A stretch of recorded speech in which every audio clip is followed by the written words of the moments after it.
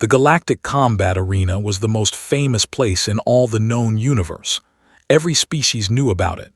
Every child grew up hearing stories about the great fights that happened there. And for 300 cycles, one truth had never changed. The Empire always won. There were monsters in the truest sense. They stood almost 3 meters tall, with thick green scales covering their entire bodies. Each warrior had 4 arms, and each arm was stronger than any machine humans had ever built. Their eyes glowed yellow in the dark, and their teeth could bite through metal. They were born to fight. They were raised to kill. And in 300 cycles, not a single species had ever defeated their champion in the arena. When humanity finally reached the stars and joined the Galactic Council, nobody took them seriously. The other species looked at humans and saw small, soft creatures with thin skin and weak bodies. Humans had no claws. They had no scales. They could not see in the dark or breathe underwater or survive in the vacuum of space. To the galaxy, humans were nothing special. The Council gave humanity the lowest ranking possible. They were placed just above animals. If humans wanted respect, if they wanted to be treated as equals, they would have to earn it the same way every other species had tried and failed. They would have to fight in the arena. Earth sent a small group to watch the tournaments and learn about their new enemies. The group was led by a woman named. She was a lieutenant in the military, smart and careful, and she wrote down everything she saw. But the real reason for the trip walked quietly beside her. His name was Park. He was a sergeant 38 years old with a face that looked older than his years. He was not tall. He was not big. He moved slowly and spoke little, and most of the aliens who saw him thought he was just another weak human. They did not look twice at him. They did not see anything special. That was exactly what wanted. The arena was bigger than any stadium on Earth. It could hold 3 million beings, and on tournament days, every seat was filled. The crowd screamed and roared as fighters from different species entered the sand-covered floor and tried to survive against the champion. His name was the Eternal. He had held the title of champion for over 50 cycles. In that time, he had killed more than 200 challengers from dozens of different species. He was fast despite his size, smart despite his brutality, and completely without mercy. When fought, he did not just win, he destroyed. And watch from the observation deck as faced 3 challengers in a single afternoon. The first was a warrior from a species called the. They were known for their speed and their poison claws. The fighter lasted 12 seconds, caught him mid-leap and tore him in half with his 4 arms. The second challenger was a massive creature made of living stone. They were supposed to be unbreakable, broke him anyway. He found the weak points in the stone body and smashed them one by one until they crumbled into dust. The third was a silken, a species with 6 legs and blades for hands. The silken was fast, faster than anything had ever seen, but was faster. The fight lasted 30 seconds. When it was over, the silken's bladed hands decorated the arena walls, and the rest of him fed the sand. The crowd loved it. They screamed his name. They threw flowers and gifts onto the arena floor. The champion raised all 4 arms and roared his victory to the universe. Felt sick. She had seen death before, but nothing like this. This was not war. This was entertainment. She looked at. His face showed nothing. His eyes were calm and steady, watching with the same expression a man might use while reading a boring book. "What do you think?" she asked quietly. "He is strong," said. "He is fast, he is skilled." "Can anyone beat him?" Did not answer right away. He watched as walked around the arena accepting the love of the crowd. The champion was proud. He was confident. He had never known defeat. "He has a weakness," finally said. Stared at him. What weakness? He just killed 3 fighters without even trying. That is his weakness. Turned away from the arena.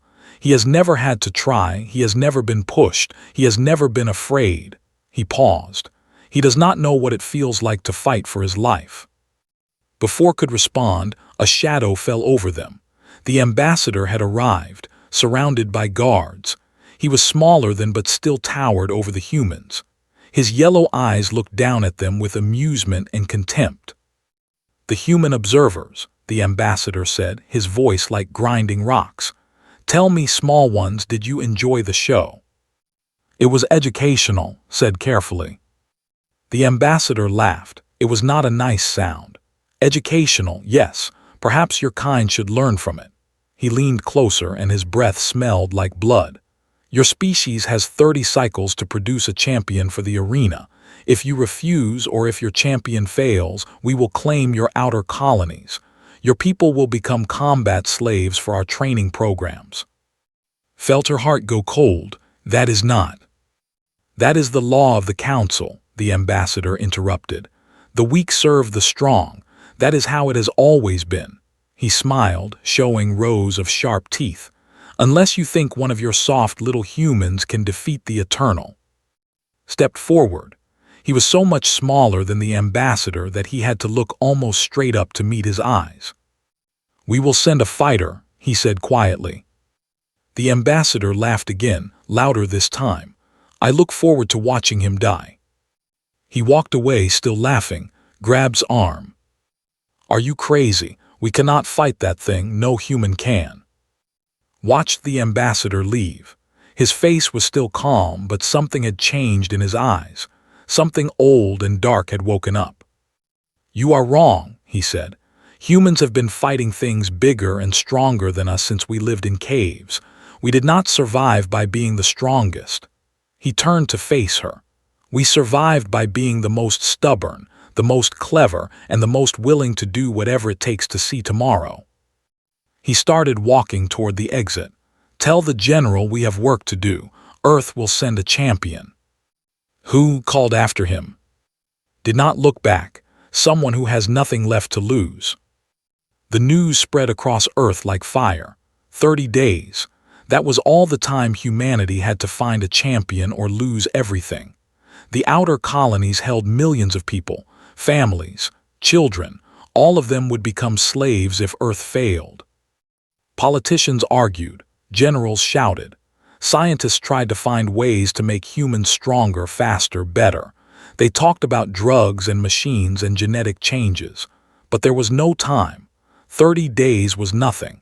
Whatever champion Earth sent would have to be human, fully human, with nothing but human strength and human skill. In a secret military base hidden beneath the mountains of Korea, generals sat in a dark room and watched videos of fighting. He had watched them hundreds of times now. He knew every move the champion made. He knew how fast could strike, how hard he could hit, how quickly he could react. The numbers were impossible. No human could match them. The door opened, and Park walked in. He had returned from the arena 3 days ago and had spent every moment since then in this room, watching the same videos. "You wanted to see me," General said. Turned off the screen. The room went dark except for a single light above the table between them. The general was an old man with gray hair and tired eyes. He had fought in 3 wars and had sent thousands of soldiers to their deaths. He knew what sacrifice meant. He knew what he was about to ask. "The council has accepted our challenge," said. "We have to send one fighter, one human against their champion."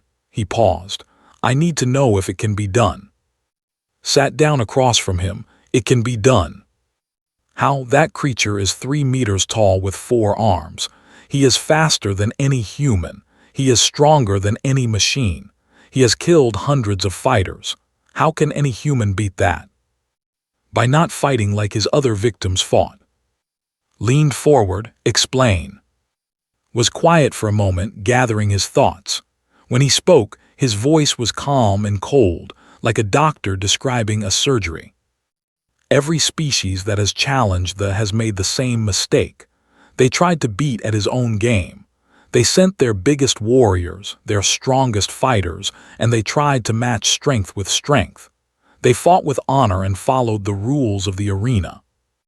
And they all died." "Yes, because the arena rules are designed for to win. They are bigger, stronger, and faster than almost every other species. In a fair fight they will always win. Met the general's eyes. So we do not fight fair. Frowned, the arena has rules. Weapons are limited. No outside help, no. I have read the rules, interrupted. They say nothing about how a fighter must behave. They say nothing about honor or courage or standing your ground. They only say that the fight continues until one fighter is dead or surrenders. A small, cold smile touched his lips. They never thought they needed more rules than that. They never imagined someone would fight differently. What are you suggesting? I am suggesting that we send someone who does not fight like a warrior, someone who fights like a survivor, someone who has been broken and beaten and pushed past every limit and who kept going anyway, someone who does not care about glory or honor or looking brave. His voice dropped lower. Someone who will do anything, anything at all to win. The general was silent for a long moment. He understood what was saying. He also understood what was not saying. You are volunteering. Yes. You know what this means. Even if you win, you may not survive. I know. Why? Asked. You have served your country for 20 years. You have given enough. Why volunteer for this? Did not answer right away. He looked down at his hands. They were covered in small scars, marks from a lifetime of violence and survival. Each scar had a story. Each story had a cost. When I was 23, he said slowly, I was captured during a mission. I spent 2 years in a prison camp. They did things to me that I will never talk about. They broke my body. They broke my mind. They tried to break my soul. He looked up. But I survived. I escaped. And I came home. I remember you were a hero. No, shook his head. I was not a hero. I was just too stubborn to die. I did things in that camp that no hero would do. I became something less than human, a monster, the only kind of monster that could survive. He stood up and walked to the window. Outside, the mountains were covered in snow, peaceful, quiet, a world away from the darkness he carried inside. I have spent 15 years trying to bury that monster, trying to be normal again, trying to forget. He turned back to face the general. But now that monster is useful. Now that monster can save millions of lives. Now that monster has a purpose. Stood up slowly. If I send you, I am sending you to die. Maybe, or maybe you are sending me to win. Eyes were hard and bright. To think they know what warriors are. They have never met what humans become when we are desperate. They have never seen what we do when everything is taken from us. They breed killers, general, but Earth grows survivors, and there is nothing more dangerous in the universe than a human being who has nothing left to lose. The general was quiet for a long time. Then he reached out and gripped his shoulder. What do you need? Time to train, simple weapons, and one other thing. Name it. I need Lieutenant to come with me. She will be my handler, my translator, and my link to home. Something softened in his expression, just for a moment. I need someone to remind me that I am still human, someone to bring me back when it is over. Nodded. Done. You leave in 3 days. He paused. Sergeant Park, thank you. Walked toward the door. Before he left, he stopped and looked back. Do not thank me yet, General. Thank me when I come home. And if I do not come home, he smiled, and it was the saddest smile had ever seen. Tell them that the monster did his job. He walked out into the cold mountain air, and General sat alone in the dark, wondering if he had just saved humanity or destroyed the last good thing inside a broken man. The day of the fight arrived too quickly and too slowly at the same time. Had spent every moment of the past 27 days with, watching him train, helping him prepare, learning things about human combat that she had never wanted to know. She had seen him push his body past breaking. She had seen him practice the same moves 10,000 times until they were burned into his muscles. She had seen him sit alone in the dark, staring at nothing, becoming something that frightened her. Now they stood in the waiting room beneath the grand arena of Prime. The noise of 3 million screaming aliens shook the walls. The air smelled like blood and fear and excitement. In a few minutes, would walk through those gates and face the most dangerous creature in the galaxy. He looked calm. That was what scared the most. He looked like a man going for a walk in the park, not a man walking to his probable death. "You do not have to do this," she said, even though she knew it was useless. "We can find another way. We can negotiate. We can." "There is no other way." Was checking his equipment one last time. A simple combat knife, a length of steel wire, black clothes with no armor. That was all he was taking. The do not negotiate with species they think are weak. The only language they understand is blood. "Then let them have the colonies. Let them." 12 million people looked at her, and his eyes were gentle despite everything. 12 million humans on those colonies, families, children, old people who just wanted to spend their last years looking at alien stars. He shook his head. "I will not let them become slaves. I will not let them be used as practice targets for warriors, not while I can still fight." Felt tears burning in her eyes. She had tried so hard to stay professional, to stay distant, but somewhere in the past month, she had started to care about this quiet, broken man. "You are a good person," she whispered. "You know that, right? Whatever you had to do to survive before, whatever you have to do today, you are still a good person." Something flickered across his face.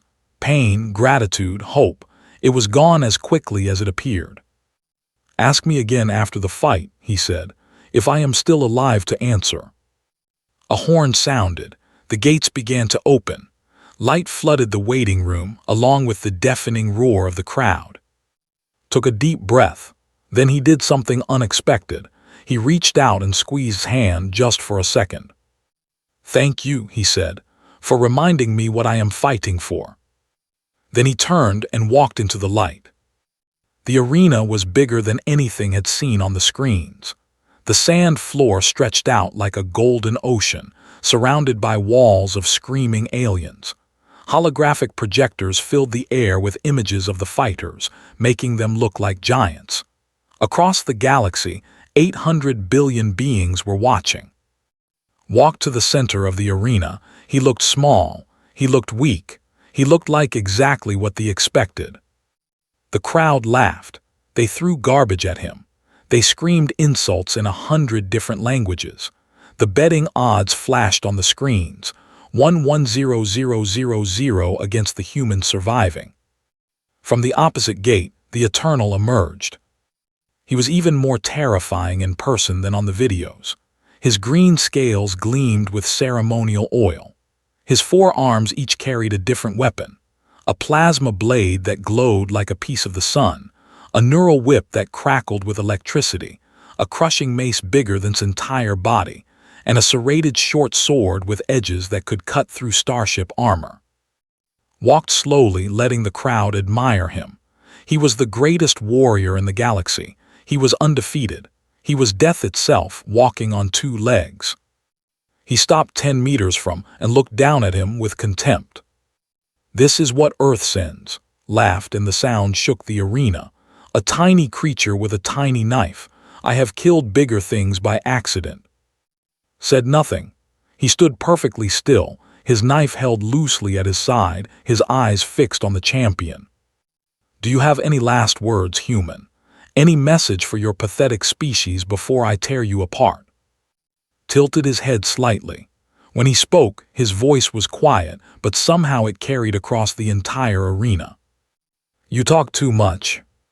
The crowd went silent. No one had ever spoken to like that. The champion's eyes widened with surprise, then narrowed with rage. "I will make you suffer for that, little creature. I will break every bone in your body before I let you die." The signal horn sounded. The fight had begun. Exploded forward. He was impossibly fast for something so large. His plasma blade cut through the air where his head had been a fraction of a second before, leaving a trail of burning light. But was not there. He had moved the instant the horn sounded, diving forward instead of backward, rolling under his first strike. The steel wire was already in his hands, singing through the air in a wide arc. The wire caught around his lead ankle, rolled again, using his entire body weight to pull the wire tight. Stumbled. The crowd gasped. 3 million beings sat in stunned silence as they watched the undefeated champion of the galaxy lose his balance for the first time in 300 cycles. Caught himself before he fell, ripping the wire free with 2 of his arms. But the damage was done. A thin line of dark blood appeared around his ankle where the wire had cut through his scales. First blood, the human had drawn first blood. Was already moving, circling to his right, staying out of reach of those 4 deadly arms. His face showed nothing. His breathing was slow and steady. He was not fighting like a warrior facing a legendary champion. He was fighting like a man who had survived things far worse than this. Roared and charged again. This time he was more careful, watching for the wire, keeping his arms ready to block. His neural whip cracked forward, electricity dancing along its length. Threw a handful of sand into the air and dropped flat. The whip passed over him, hitting the falling sand and creating a shower of glass fragments. In that moment of confusion, threw his knife.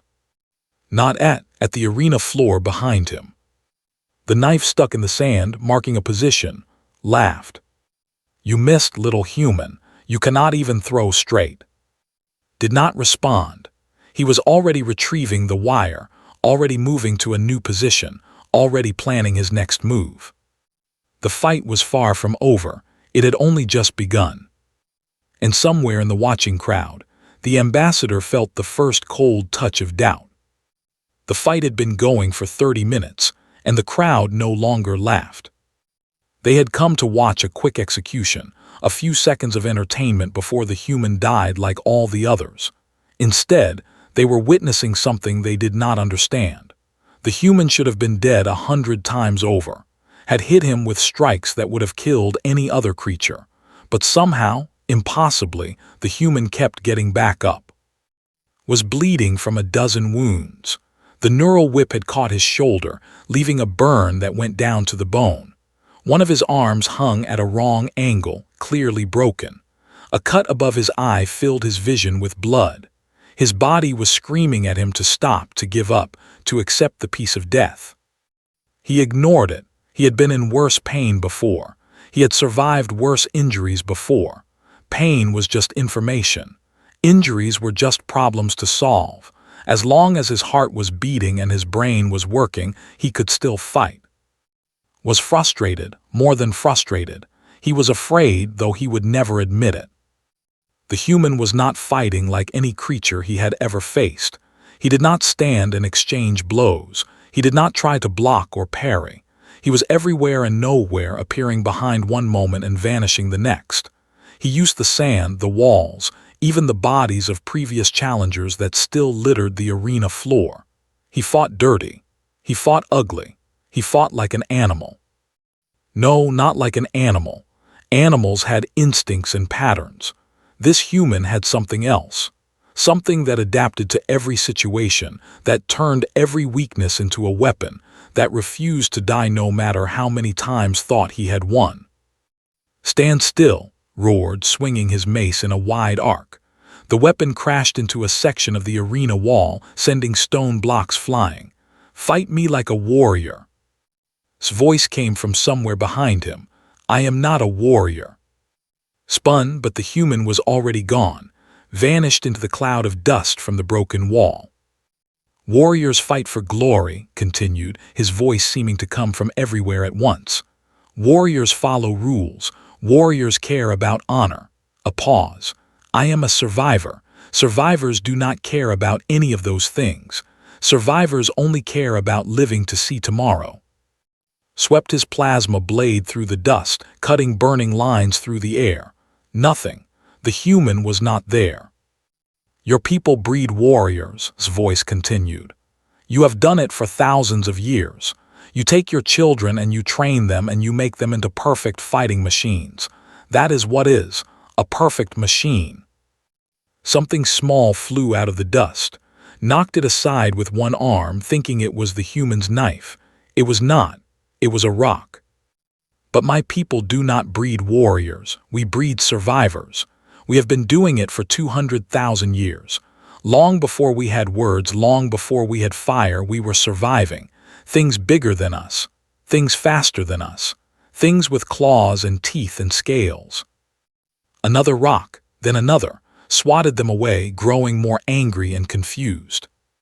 We survived because we learned to use our minds when our bodies were not enough. We learned to make tools. We learned to set traps. We learned to wait and watch and strike when our enemies were weak.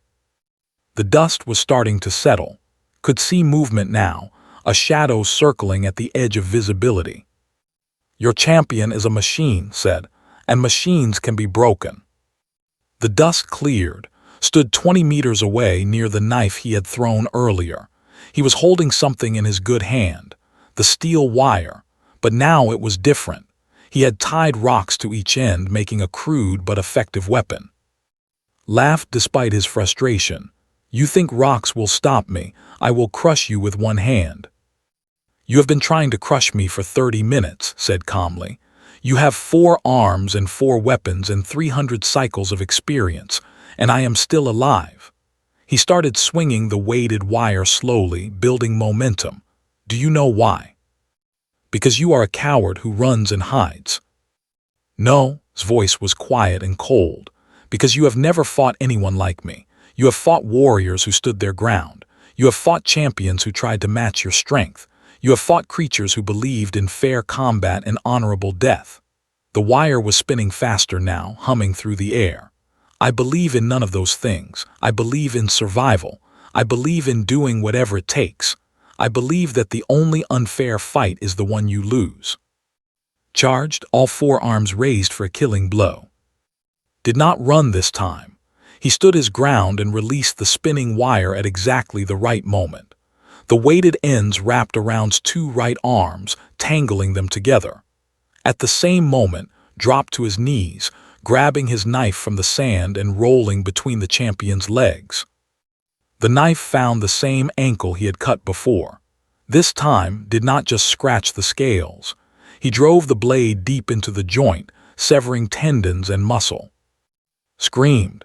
It was the first time in 300 cycles that he had screamed in pain. He fell to one knee, 3 of his 4 arms now useless, blood pouring from his ankle. He tried to swing his remaining weapon, the serrated sword, but was already behind him. The steel wire wrapped around the champion's throat. Pulled tight, his broken arm screaming in agony, his entire body shaking with exhaustion. He had nothing left, no strength, no tricks, just stubborn, endless human will. Do you yield? He asked, his voice barely a whisper. Struggled, but every movement just pulled the wire. He was drowning on land, his breath cut off, his legendary strength useless against a simple piece of metal held by a creature half his size. Do you yield? The arena was completely silent. 3 million beings held their breath. 800 billion more watched across the galaxy, unable to believe what they were seeing. The undefeated champion of the Empire was on his knees, beaten by a human. His remaining eye found. There was no anger there anymore, just confusion, just fear, just a desperate need to understand. What are you?" he gasped. Leaned close. His body was broken. His mind was exhausted, but his voice was steady and clear. "I am a human being," he said, "and this is what we are when we cannot afford to lose." Then softly, "Yield, please. I do not want to kill you. I never wanted to kill anyone, but I will if I have to. That is the difference between us. You kill because you want to. I kill because I have no other choice." Looked into the human's eyes. He saw pain there, sadness, exhaustion, but also something unbreakable, something eternal, something that would keep fighting until the stars burned out. The champion of the Empire lowered his head. "I yield," he whispered. The arena exploded. Nobody moved for a long moment after spoke those words. 3 million beings sat in their seats, unable to process what they had just witnessed. For 300 cycles, the arena had followed the same script. The champion fought. The champion won. The challenger died. That was how it had always been. That was how it would always be. Until now. Released the wire slowly, carefully, collapsed onto the sand, gasping for breath, his legendary body broken and bleeding. The human could have killed him. Everyone in the arena knew it. The rules would have allowed it, expected it even. Instead, dropped to one knee beside his fallen opponent. "Medical team," he called out, his voice hoarse but clear. "He needs medical attention, now." The arena officials did not know what to do. This had never happened before. Champions did not ask for help for their defeated enemies. Champions stood over bodies and roared in triumph. They did not kneel in the sand and try to stop the bleeding. Was the first to reach him. She had run onto the arena floor the moment yielded, pushing past guards and officials who were too confused to stop her. When she reached, she found him pressing his hand against the wound on his ankle, trying to slow the blood loss. She said, tears streaming down her face, "You won, you did it." He looked up at her, and for the first time since she had known him, she saw something other than calm determination in his eyes. She saw relief. She saw exhaustion. She saw a man who had carried an impossible weight and had finally been allowed to set it down. "Call the medics," he said, "for both of us." The medical teams arrived quickly after that. They took on one stretcher and on another. As they carried the human away, the crowd finally found its voice. They did not cheer. They did not roar. They watched in stunned silence as the small, battered human was carried past them. Some of them were already beginning to understand what they had seen. This was not just the end of a fight. This was the end of an era. The political changes came quickly. Within hours of victory, Earth's ranking in the Galactic Council jumped 17 levels. The frontier colonies were declared safe. Trade agreements that had been blocked for years suddenly moved forward. Species that had ignored humanity's requests for meetings now sent urgent communications asking to open talks. The Empire was quiet. For the first time in 300 cycles, they had nothing to say. 1 week after the fight, when was finally well enough to stand, the Council called a formal assembly. Every species sent representatives. The hall was filled with beings of every shape and size, all of them watching as the human delegation entered. Walked slowly, his arm in a regeneration cast, his body covered in healing patches. Walked beside him, serving as his translator and support. They took their seats at the table reserved for Earth, a table that had been empty and ignored at every previous assembly. The ambassador rose to speak. He looked older than he had before the fight, smaller somehow. 300 cycles ago, he began, my ancestors built this arena to prove supremacy. Every species that challenged us failed. We believed we were the ultimate warriors. We believed we understood what strength meant. He paused, looking directly at. We were wrong. The hall was completely silent. I have spent the past week studying your species. I have read your history. I have watched your wars. The ambassador's voice shook slightly. Your people have nuclear weapons. You created them and then used them on yourselves. Your people have fought wars that killed millions. You have committed acts of violence that would shock even the... And yet, you did not destroy yourselves. You survived, you grew, you reached the stars. He stepped closer to the human delegation. We bred warriors, he said, perfect fighting machines trained from birth to kill. But your species does not breed warriors. Every one of you, every human, carries the potential to become what Sergeant Park was in that arena. You are all survivors. You are all capable of becoming monsters when you need to be. Leaned close to translate, but raised his hand. He had been studying alien languages during his recovery. He understood enough. You misunderstand, he said carefully, his voice still weak but clear. We are not monsters. We are human beings. The monster is just one part of what we can become. We also have other parts: kindness, compassion, love. He met the ambassador's eyes. I did not fight your champion because I wanted to kill. I fought because I wanted to protect. There were 12 million people depending on me. Families, children, people I have never met but who I would die to keep safe. He stood slowly, painfully. That is what humans are. We can be monsters when we must be, but we choose every day to be something better. We choose to build instead of destroy. We choose to heal instead of hurt. We choose peace. His voice hardened slightly. But if someone threatens what we love, if someone tries to hurt our families and our friends and our future, then the monster comes out, and it does not stop until the threat is gone. The hall was silent. The galaxy should not fear us, continued. We do not want war, we do not want conquest. We want what every species wants: safety, prosperity, a good life for our children. He looked around the assembly, meeting the eyes of beings from 100 different worlds. But understand this. We have been through hell. Our species has been through war and plague and disaster. We have killed each other in numbers you cannot imagine. And we are still here. We are still standing. We are still reaching for the stars. He sat back down, exhausted by the effort of standing. So please, he finished quietly, choose peace with us. Choose to be our friends, because we would much rather show you our kindness than our monsters. The assembly ended in silence, but over the following days and weeks the messages began to arrive.